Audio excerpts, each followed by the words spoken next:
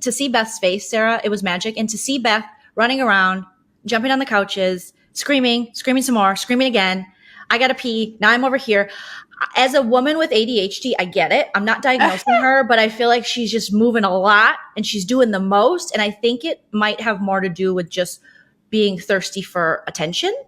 But it's a lot, she can't handle just like a still quiet moment. She can't, like, just watching the feeds, like she's screaming or like it's a lot. But anyway, I digress, because yes, she's doing all of that. And then all of a sudden, Jolene, she's just like silent and sitting on the couch when Tara comes in. And it's Sarah, like, what happened, Beth? What happened? She can't be fake. She can't be fake. She's like, I can't do this fakeness. You guys can do the fakeness. I don't do fake. I'm like, Beth, you are the fakeness. Like, that is, you're the mist. You're the fake mist that dribbles on everyone. And they're like, oh God, that didn't feel authentic at all. So I love how she didn't get her way. So then she's like, you guys are fake. She literally starts yelling things at them. Fake, stupid, like, this sucks. And Ty, get over here. And then Ty's like, yes, coming over. And I'm just like, Ty, why do we cater so much to Beth and her? She went from one extreme of like, yay, to like, you're all fake and you're gonna die. Like, she was a lot. It was interesting that she was like, this fakeness, I can't do it. When they were literally like, oh, we just did you dirty. Oh, because you just got caught. Like, Tara walked in and was like, well, we got to have some conversations, which is the best way to handle that, because you just totally got backstabbed. And they all like laughed along and were like, oh, we did you so dirty. I was like, honestly, they're not being fake right now. Like, they're laughing through it. So sorry, Beth, it didn't go your way. I get that. Fake. I thought it's just, you got to pivot when these things happen. Expect the unexpected. You got to go, all right, we got to make this work. Now you're going to be in this game. You could win the next HOH. What are you supposed to say? I hate you and I'm not glad you're back and I hope I'll vote you out again. No, you can't. I mean, it was so silly. It was so silly. I mean, maybe Beth could in that moment. She was close to it. Okay. So yeah, she's a struggle bus at this point. Ty's laughing how they did Tara dirty. I liked that Tara pivoted, speaking of, and totally lied about like, oh, I didn't even see Jed. Like, I was like in a corner with headphones and then all of a sudden we were playing a comp. So I didn't spill any info to him. No, I liked that. It was such a good decision. I really liked it. It kind of reminded me of the recent decision on the circle of Courtney to say, I'm not too far in the circle, but to say, I'm not going to tell you that Savannah came and met up with me. That's my business. So that's a similar good, you know, just love it. The stuff that they don't need to know to yourself. To yourself. That's right. The pantry convo where Tara, you know, she's kind of like, we have to have conversations. And they're like, you're the best player now. You're the best player now. We had to vote you out. And she's like, well, does that mean you're going to vote me out again? And they're like, oh, we'll talk about it. Oh, we'll talk. Oh, I don't know. We'll see. Everyone trying to play the game except for the one girl who is now on the couch yelling for she's the realist. You just don't understand her realness, Sarah. She's so real. She keeps it too real. She's too real for this game. That's so real. She's just the realist. She's too real. And then she came down from her manic high and she went to the couch and she cried for Jed and she sniffed his sweatshirt and she misses Jed. Didn't she say something like, my Jed? I'm like, you just voted your Jed out. Yeah. You see so many showmances throughout the years and they wouldn't vote each other out. Even Jerkson and Holly Beth. Well, I don't know if they ever got the opportunity to do so. I don't remember. But there's, this is not what you do. You don't have to. People would understand if you're like, I'm going to throw a thing. But you wanted to take credit for his demise ultimately. And then on his way out, tell the jury everything. It's like, everything. And did you see her goodbye message to him? Everyone else. So Kiefer opened up to him. This is all on TikTok, you guys, if you want to check it out. Oh, is this part of the TikToks? They put the goodbye messages up? They did I think a live, like so it was like kind of an extra, little interview, but it was just the regular outgoing interview.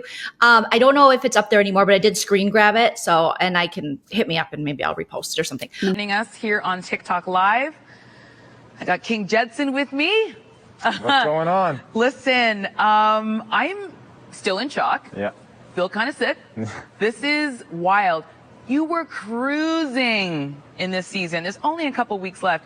Are you as shocked as we all are to see you out here? I'm more than shocked at this point, Arissa. I was sitting pretty in this game. I had my highs, I had my lows, but I thought I set myself up in a perfect position. I had great social relationships. I was winning competitions, and I felt so good about it that I put my life on the line when I had won a veto just to save the people that I've gotten here with. So if that doesn't tell you that I felt good, then I don't know what will. It's wild. You had a girl, you had your bestie, you had two solid alliances, the Sunsetters and the Sauce. Do you understand why they saw you as such a threat to win? Yeah, you know what? I do understand. I kind of just hope that they didn't see it as soon as they did. I know that if I got to the end of this game, I would have won. I knew from the very beginning that I was going to win this game. Especially after making a historic move that never has been made in BBCAN history.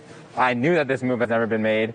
I came into this game saying that if I have the opportunity to make this move, I will make it. Oh, okay. So Yes. this was a move you had your eye on. Yes, this is a move that I had my eye on. I always said, watching the past seasons, that imagine somebody took someone else off the block while they were on the block and then stayed that week. That would be legendary. So I tried it. I set myself up in the perfect position to pull it off, and my alliance just didn't let it go. So unfortunately, I'm out here and they're still in there. Well, it was risky, and you knew that. Yeah. It was like you're going down in history one way or another. Yes, yeah. You still think you would have done that? Honestly, I still think I would have done it. I wanted to do it so bad. I wanted to be the first one to ever do it. I told myself I'd come into this house and I'd make moves that have never been made before. I wanted to make waves in this house. And I said I was never going to shy away from a big moment. And for me, that was a big moment. And my whole life, I've been on the big stage. I've been an athlete. I've been in big games. This was a big game for me. And that was the final shot. I just missed. Cool. And we'll never be the same. Yeah. Let's talk about the people who voted against you tonight. Kiefer, who was one of your alliance members from Time, he was really hurt. Are you surprised by how hurt he was when you put him on the block?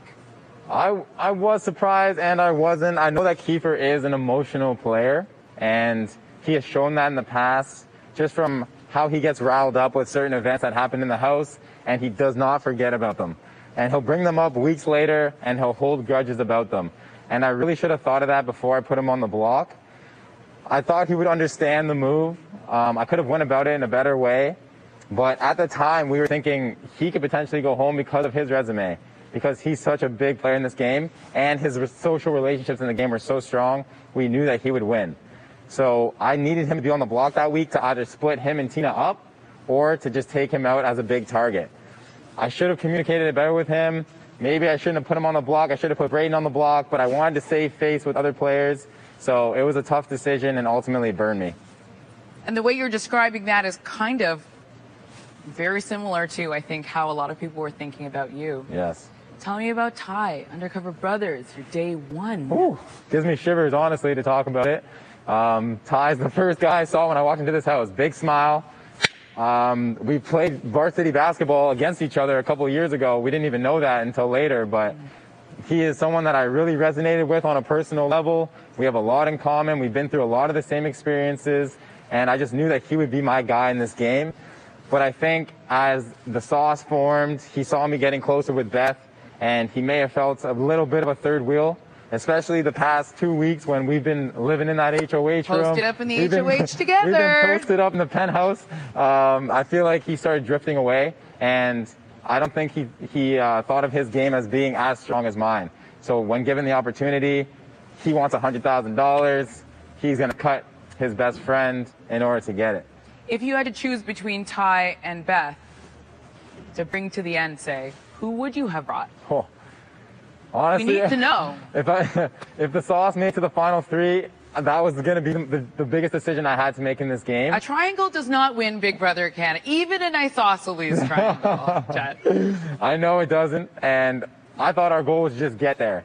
And in that moment, I knew that I could win that HOH and make the decision.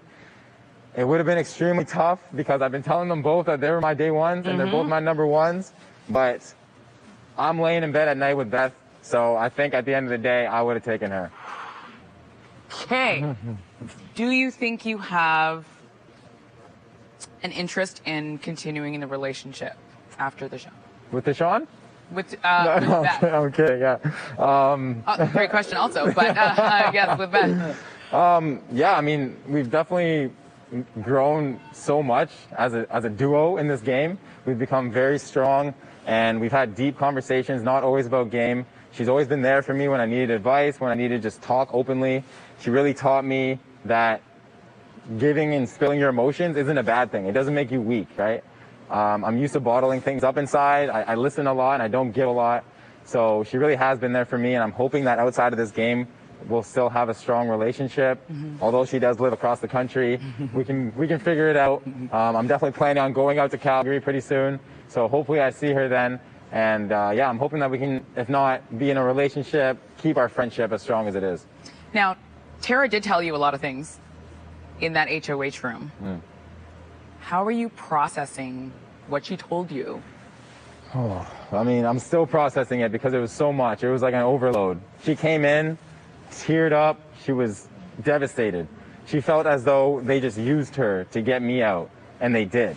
And when I heard about the plan, the trap door, to kind of strong arm me into using this veto on Beth and really taking advantage of my kindness and my loyalty, I was very hurt. Like, hearing that Kiefer really orchestrated the whole thing and that Deshaun was in on it and that Beth had a couple hands in it as well, it was heartbreaking to me because I'm sitting here thinking I'm making a huge move to get us to stay together, and they're on the other side talking about how it's a perfect opportunity to get me out. So it is heartbreaking.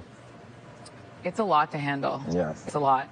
So when you show up at jury, how are you going to explain how on earth you are walking in? Because you got a chance that very few other house guests have to get back in the game. Yeah, I mean, it's going to be a epic story. Like, I think I'm going to need a couple of drinks before I tell it because... Yeah, pull up a chair, everybody. Pull up a chair. Let's get by the campfire because I need to talk about my move to use the veto. I need to talk about getting Tara to put up someone that wasn't even in my alliance, setting us up in the perfect position to keep our alliance together, having all of them flip on me, sending me out, and then subsequently sending Tara out, and then us both being able to battle to get back in, and then me ultimately losing to Tara. So, I mean, all the power to Tara. I love her on a personal level, and she really earned her place in there, and I'll give that to her. I wish her all the best. Unfortunately, it was at my demise, but it's going to be a good story to tell. For sure. I mean, it's true. This was a big game. You know, sometimes you get the W, sometimes you just have to sit and take the L and then move on. So Kiefer admitted to him, like, hey, after that, I couldn't let go of it. I couldn't. So I think that really helped Kiefer's game. That's great jury management to be like, I love you. We had something, but after that, I just had to take this opportunity. This was my idea. So he kind of just outed himself. So it's not going to affect his vote to Jed. And then Beth took this moment to be like, I love you, to finally tell him she loves him. Because as far as we saw in the feed, she wasn't saying I love you back to him. Jed, Tara did not act alone on getting you to use the veto on Beth. It was actually my idea. Your biggest mistake was not using the veto on Beth. It was putting me up on the block. In a game all about actions, that one spoke loud to me. I hope we could be homies on the outside, but you never should have crossed me, man. I was your day one. Jedson, you have been my rock this entire game. Since day one, I have told you nothing but the truth, and I hope that you can go into the jury house knowing that and fighting for me. No matter what happens, I have found a prize just in meeting you. I love you so much, and I can't wait to see you outside of this crazy game. Bye, baby. Jedson, just know so many people are rooting for you and love you, your family, Canada. I know that it probably feels really rough right now, but this too shall pass. I promise. Appreciate you. So she's No, like, and she was I trying to love set him you, up with Jed. other people. With her friend, her little, It was her like little friend. basically And then- breaking up with him. Exactly. And then she also said, let them know, fight for me in the jury, Jetty. Fight for not Jetty. No, I mean, that's what Jed. it is. It's like nothing can be subtle. You're just like, no, I do love you. Not that I loved you in the house, but now that you're in jury, I love you so much. Yeah. Can now you that you please hold work for me? my fate. Oh, in your it's hand. so obvious. Raquel, good question. I don't know that there is anyone who can beat Kiefer in final two. Now I would say no, but if Tara stays in this game as by some miraculous, she wins an XHOH, she just wins everything else going forward. She could argue if she's up, let's say with a final two against Kiefer, well, anyone at this point, even Brayden, if he continues to win, or Ty, you could, I mean, well, Tara especially can argue, you guys were all scared of Jed, blah, blah, blah. Yep. I took him out twice, just like she said. I had no one after TNT left. I was up against the Sunsetters Alliance that she now knows about. If she plays her cards right, she really could do something. Like, who would have thought this 30-something mom would come in here and blow these young kids away who were clearly like, they didn't want to play with me. Now, Ty can do something similar in taking Jed out, knowing it was the right time to do it. And then if they take Beth out this week, he can take credit a little bit for that. And I don't know if he can beat Kiefer though in final two. He'd really have to finesse himself. Now Brayden's likability, and I think he has that kind of character where people want him to win. So I feel like he could get to the end and be like, I was able to ride the social waves of Big Brother and do what you got to do socially until it came a point where I was like, all right, now I got to be a comp beast. Because if I was a comp beast early, I would be an early target. So I let these other people get the blood on their hands. I never had to hurt you or lie to you. And I'm still able to win the game. You know what I mean? Yeah. So people could beat Kiefer. It's just how they plead their case. But a lot of times with these house guests, they get it in their head like, this is the best player. And it switches and it's subjective. And how most of these jury members, when in their outro interviews or in their interviews with Rep as a podcast afterwards, they're saying things like, we're going to vote for the most well-rounded Big Brother player. Well, technically everyone by the end, having won things, will be a well-rounded player. They played socially. They won when they had to win. I mean, someone like Tara, she won when she had to win power and then also taking herself off the block. Those are big moves for Big Brother. I agree. I think we're in a really great spot where everyone in the house right now has a chance to win. And it kind of depends on how you get to final two, you know? Like if somebody else is winning and brings Kiefer, first off, that would be kind of crazy. But if they did that, then maybe they have a chance. I think Brayden is going to give Kiefer a run for his money. These comps that Brayden is winning right now are the days and the memory. And like he has just shown us that he has been paying attention to every single thing. And that is exactly what Kiefer's been doing. So now we got some good competition right there for these last comps. And Brayden has also, like, my alliance, my people, my number one, Austin, was taken out really early. So I really had to, you know, just pay attention, keep myself off the block, make myself not a target, work socially. A lot of these players want to put down the social game, but that's half of this entire game. I mean, that's sometimes more important than comps. We've seen seasons where people don't win, but they're so good socially and they align themselves in the right spot, or they float to power. However they do it, they're able to remain safe because, you know, Brayden maybe should have been taken out a while ago. I mean, I wouldn't have taken him out, but he wasn't really aligned with any of them. Yeah. So I don't know. And he's coming in. He's the fourth quarter. I wanted to make a sports reference, and I stopped myself because I was going to say, you're the big softball player. Fourth quarter quarterback. Ninth inning. Ninth inning. He's the ninth inning homer. That doesn't make sense, Julie. Okay. So, I don't know. We'll move on. Move past that. Well, we start to see like a few little conversations happening. The one that I found the most interesting is Tara and Kiefer, and Tara sort of saying like, I still want to work with you though. And girl, this is so smart. Like, you got to get back in. Yes, they all voted you out, but like, who are you going to work with? Because don't come back in the house and be, you know, flat at the bottom. And then of course, this also makes me go, gosh darn, Kiefer's so good. Like, he's the one that everyone wants to work with. And I think they've convinced, I think, okay, so I don't think Kiefer should get all the credit. I think because going into this game being Canada's favorite, which is kind of how Jed described him in an interview. And it's like, well, he wasn't Canada's favorite. He just was voted as a captain. right? It wasn't like, who's your favorite? Nobody knew him.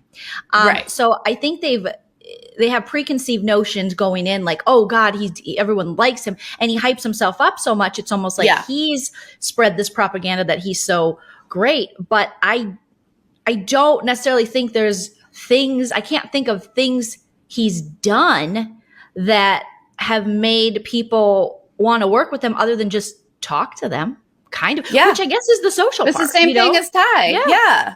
They have that miss. They have that factor that Beth doesn't, where he can sit and have a conversation and people just feel good about it. But I also feel like there is a little bit of gaslighting. I think all of the stuff that Kiefer says, I think he kind of gaslit people to be like, oh yeah, Kiefer is the best. I don't know. It is an interesting combination because he's also guilted them. He's used tears. He's used emotional manipulation. Yes. He's used everything you can use. Self-evict. Yeah. Oh gosh, he has the whole kitchen sink. I just don't want to give him, when I think of like a really great Big Brother player, I don't think of Kiefer. I'll be honest with you. But again, maybe I am just not a fan of that kind of manipulation, but maybe you're just from him. I'm not sure what it is about him, but there's something where I don't want to give him all the credit. But if feel free to correct me in the chat if you guys are like, Jolie, he deserves it. He is. I think he deserves a lot of credit, but I understand when you don't like someone, you just don't want to give him credit. I have been there with plenty of house guests, so I think he's not like super unlikable. It's just there's certain things about him I'm like, well, he's not that great. I mean, I getcha. And you know what? It's your opinion and you're allowed to have whatever one you want. So yeah. And then you yell at me for liking Derek. See? Well, I wouldn't say yell. I just say, oh, really, Sarah? Oh, really? I say it like that. Yeah. Yeah. More patronizing. Yes. Yeah. Okay.